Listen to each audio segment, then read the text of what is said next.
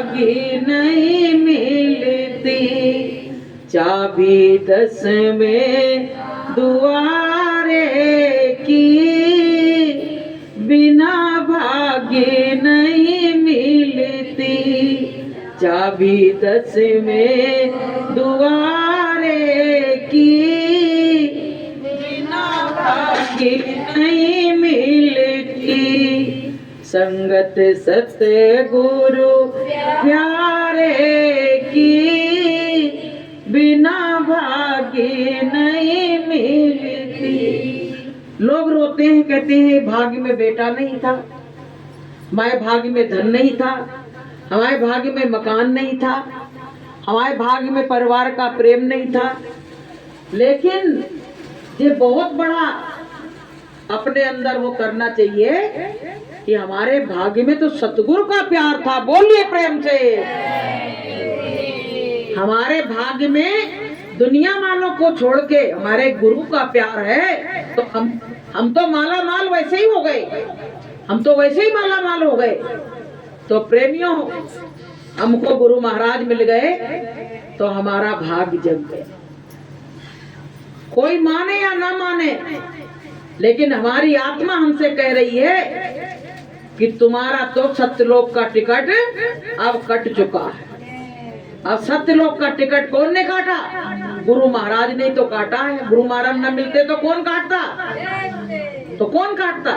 तो प्रेमियों, हमारे मालिक ने हमारा टिकट सत्यलोक का काट दिया है। और गुरु महाराज ने कहा है कि बच्चों, चाल फरेब को छोड़ दो, बुराइयों को छोड़ दो, और ये मैंने जो नाम रूपी जहाज लगाया है इसमें आके और बैठ जाओ। तो प्रेमियों, ये बड़े भाग्य से हमको ये मनुष्य तन मिला है। और इस बार चूक गए तो प्रेमियों, कोई गारंटी नहीं है कि हमको फिर से ये मनुष्य तन मिल जाए। किसी को है गारंटी? किसी को गारंटी नहीं है कि हमको मिल जाए। अगर गुरु महाराज का भजन नहीं किया तो पता है कोई गारंटी नहीं है, और अगर भजन करते रहोगे तो बिल्कुल गारंटी है। गुरु महाराज क्या कहते थे जब किसी की मृत्यु हो जाती थी?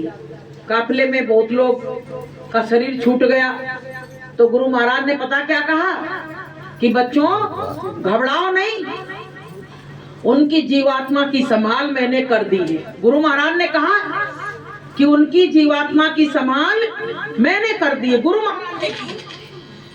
इसलिए प्रेमियों, हमको बैठ जाओ।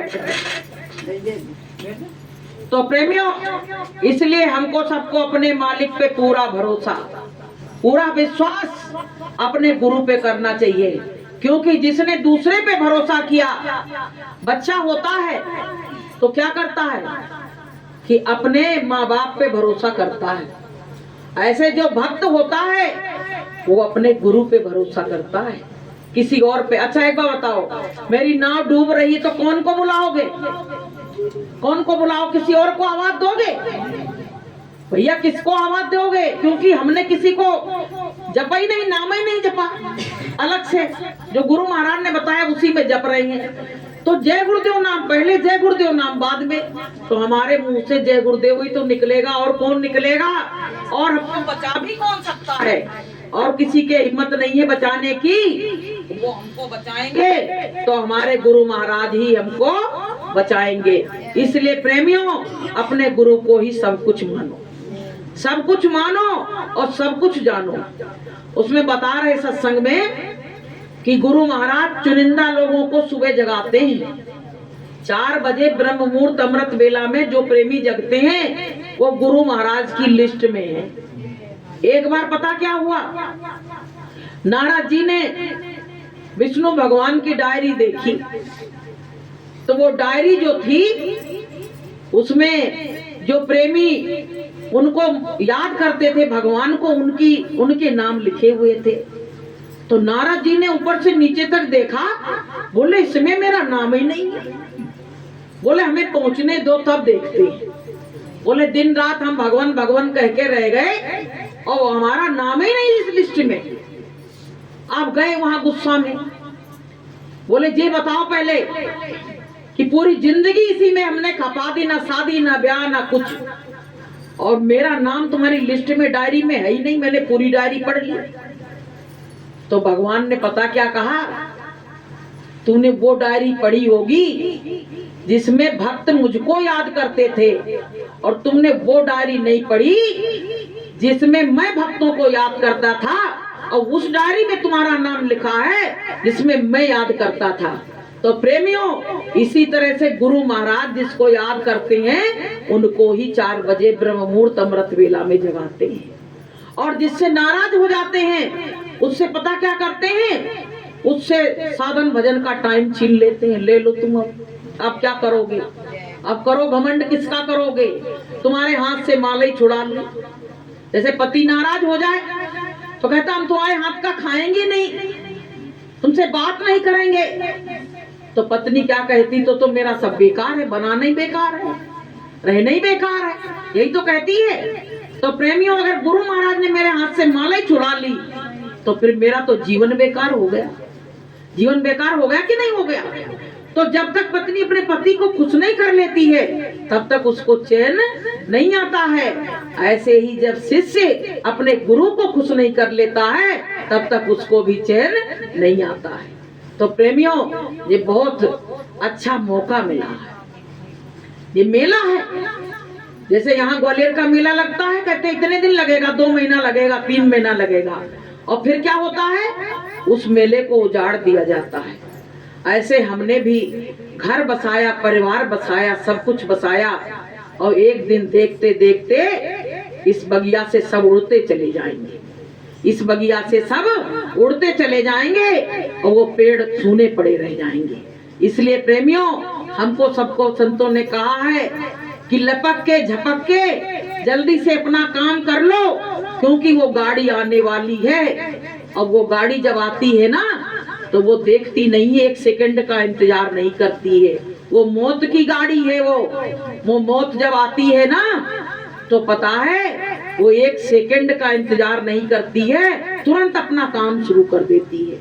इसलिए कहा है कि सज धज के जिस दिन मौत की शहजादी आएगी, सज धज के जिस दिन मौत की शहजादी आएगी, ना सोना काम आएगा ना चांदी आएगी, ना सोना काम आएगा ना चांदी आएगी।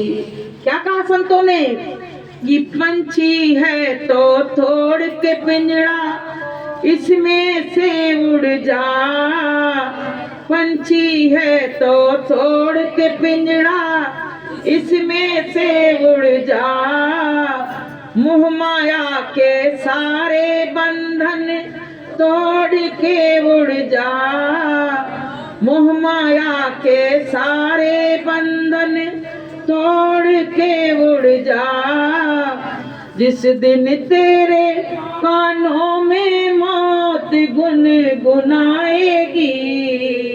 ना सोना काम आएगा ना चांदी आएगी, ना सोना काम आएगा ना चांदी आएगी।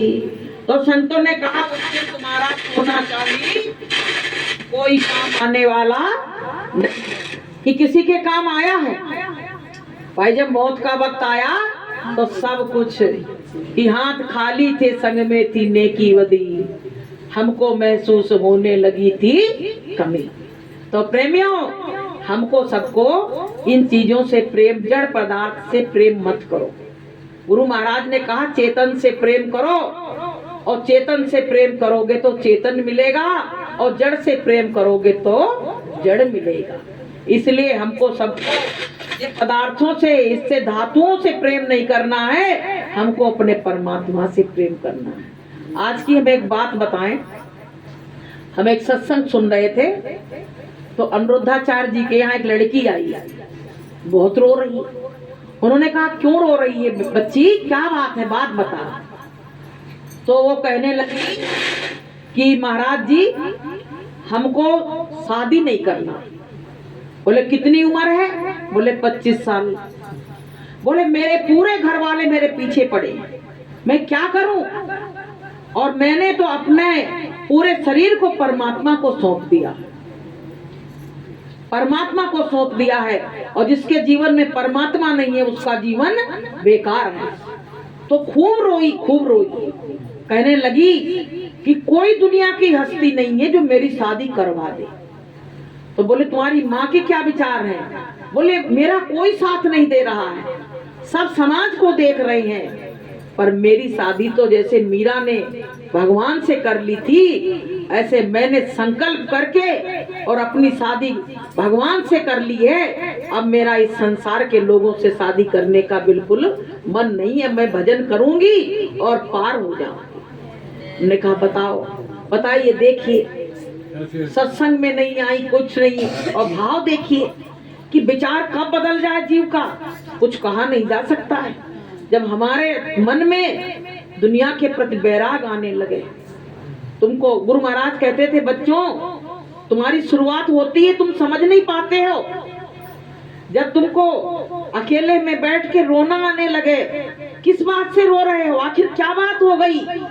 वो तुम्हारी आत्मा रो रही है, तुम्हारी आत्मा रो रही है, क्योंकि कितने युग हो गए और उसका बिछड़ा प्रीतम उससे मिल नहीं पाया, इसलिए वो रो रही है। जैसे कोई रोता कहते भूत लग गया, तो किसी किसी को भूत लगता, सबको थोड़ी भूत लगते हैं, लेकिन जो गुरु महाराज के सामने बैठ के अकेले में रोते हैं, वो पता है उनकी आत्मा रो रही है, और वो आत्मा चाह रही है कि इसी जन्म में ये व्यक्ति मेहनत करके और पार हो जाए, लेकिन हम मेहनत नहीं कर पाते तो बेचारी फिर बीच में फंसी रह जाती है।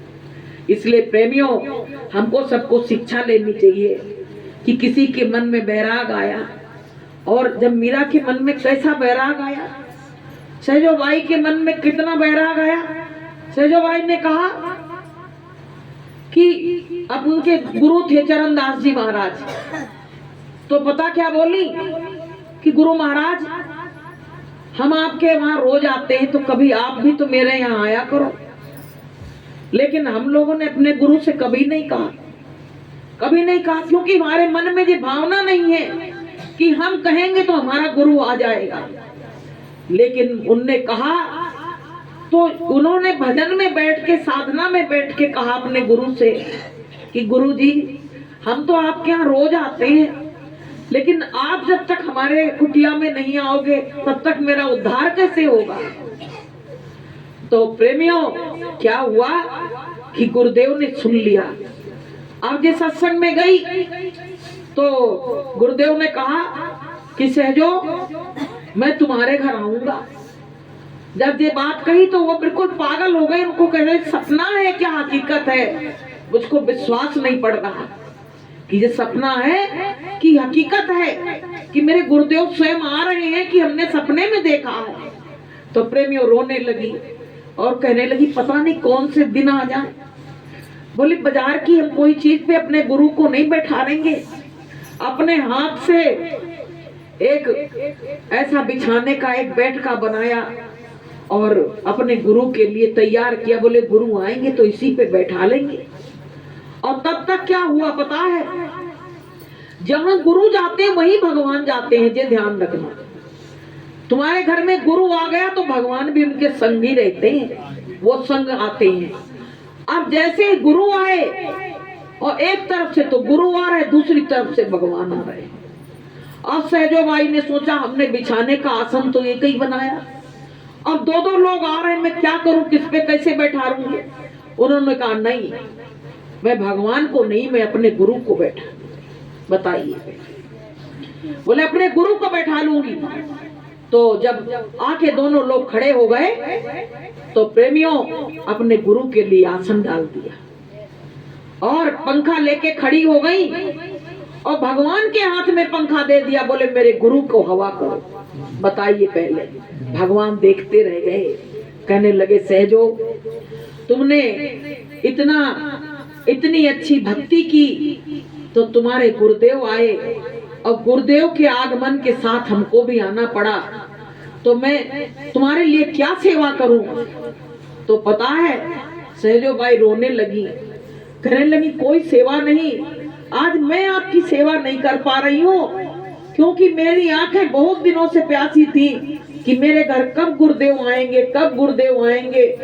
तो हमने सुना भी है कि हरि रूठे तो ठोर है, गुरु रूठे नहीं ठोर।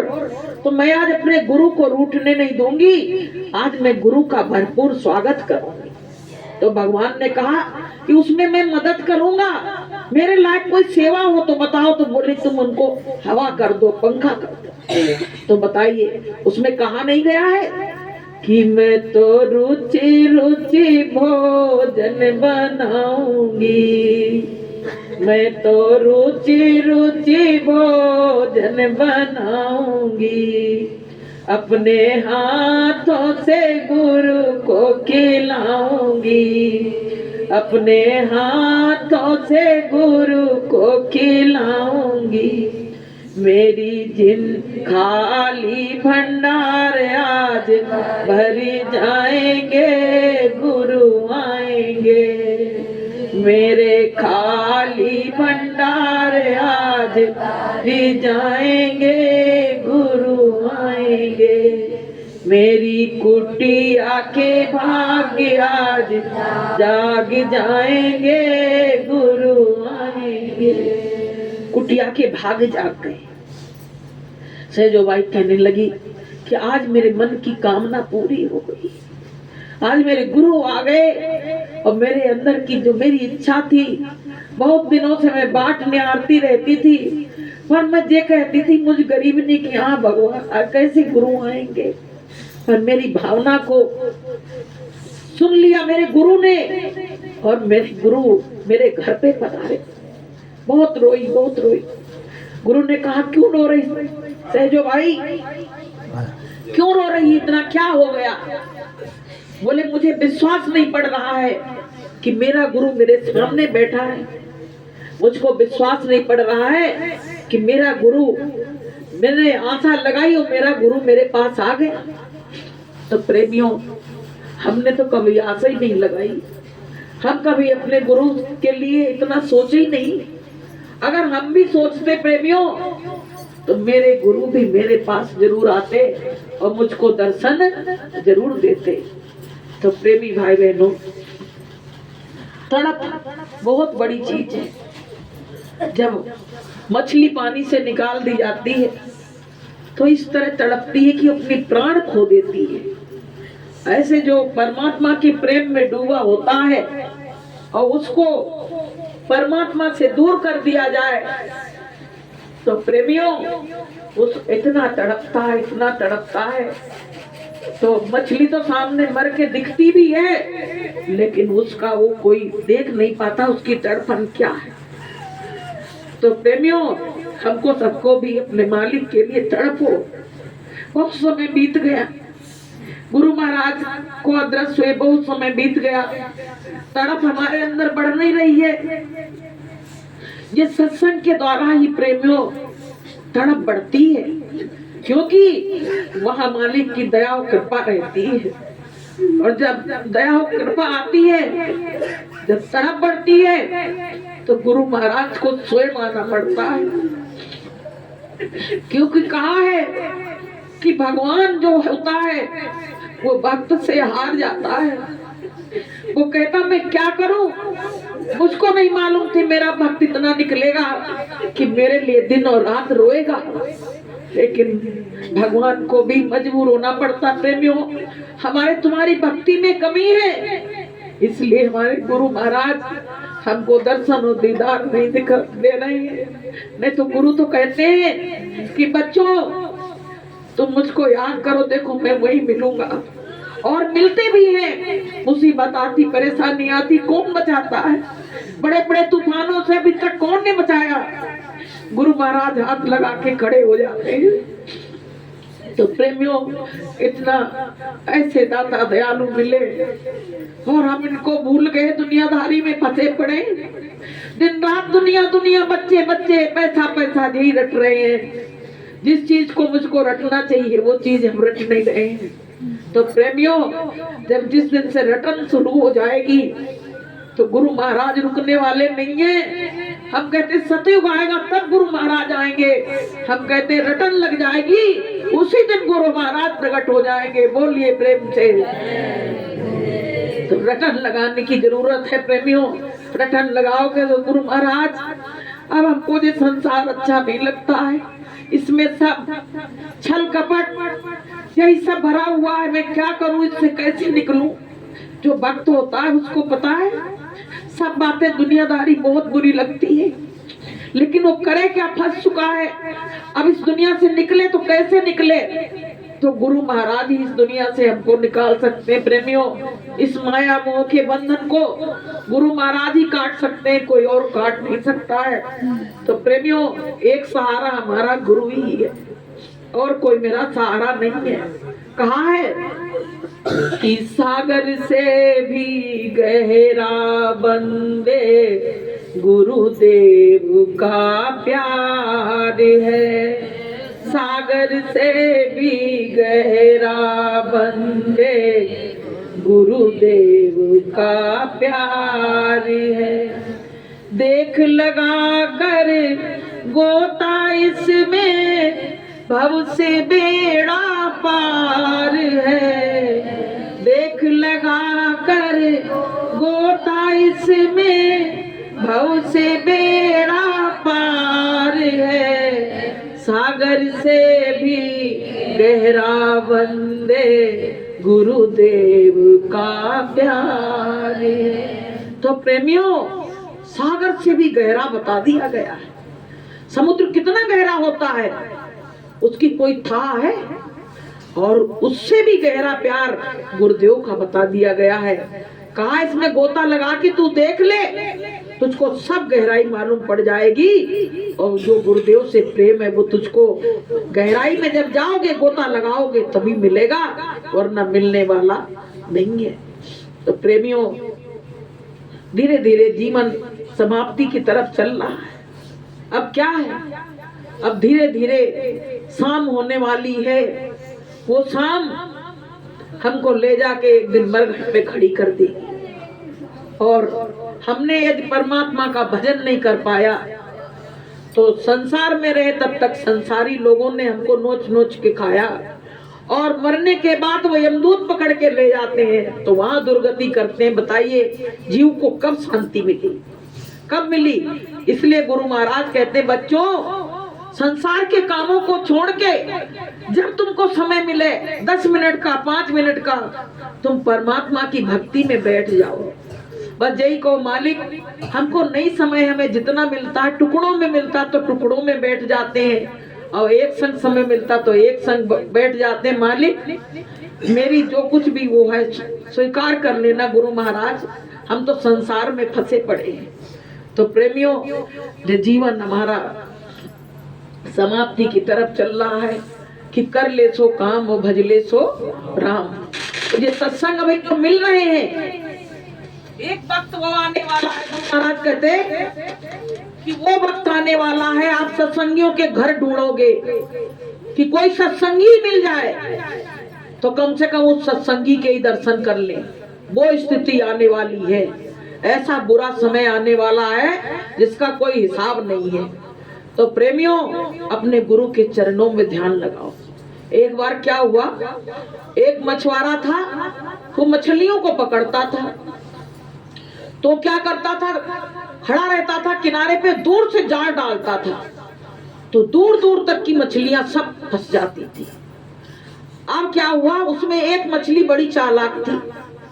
वो क्या करती, जब देखती जाल पड़ रहा है तो आके जहां वो खड़ा होता था मछुआरा वहीं पे उसके पैर के पास आ जाती, तो वो बच जाती। तो किसी मछली ने पूछा कि एक बार बता कि तू बार बार कैसे बच जाती। तो उसने क्या कहा, मछली ने कहा कि मैं पता क्या करती हूँ, जब वो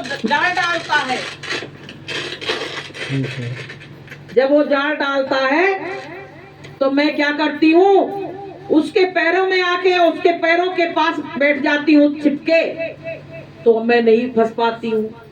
ऐसे ही काल ने जाल बिछाया है और जो काल के जाल में गुरु को नहीं स्मरण करेगा, याद करेगा, वो इसी तरह उन मछलियों की तरह फंस जाएगा।